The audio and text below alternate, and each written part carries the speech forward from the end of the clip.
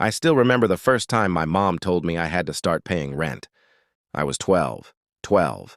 Most kids my age were begging for new phones or bikes, and I was standing in the kitchen holding a $5 bill from babysitting our neighbor's kid when she said, "If you live under this roof, you contribute."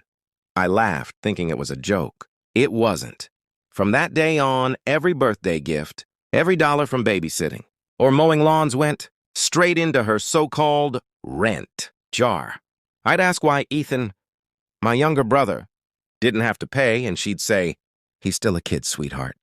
You're older and more responsible." He was 10. I was 12. 2 years. That's all it took for her to decide who deserved love and who deserved labor.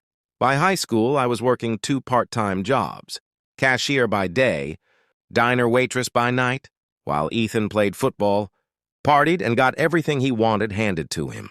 When he crashed Dad's car, they bought him a new one. When I asked for help with my laptop for school, Mom said, "We don't have that kind of money right now." The kicker?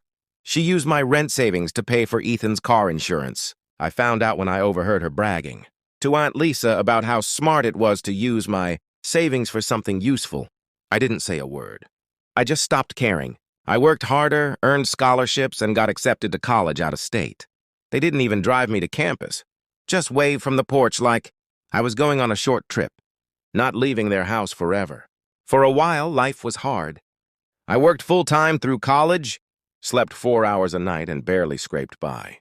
But every small victory, every grade, every paycheck, every rent payment for my own place felt like a piece of freedom they couldn't take. Meanwhile, Ethan dropped out of college, got into debt, and moved back home. Mom used to call me constantly, crying about how Ethan just needs time to find himself. When Dad got sick, I sent money for his treatment directly to the hospital because I didn't trust her with it. She still thanked Ethan publicly on Facebook, saying he was helping so much. Years later, after Dad passed, Mom called again. Her voice was trembling, desperate. She said Ethan had lost his job. She couldn't pay the mortgage, and she didn't know what to do. For a moment, I almost felt bad. Then she said, "You've always been the responsible one. Can you help your family again?" And that was it. That same guilt-tripping tone from my childhood.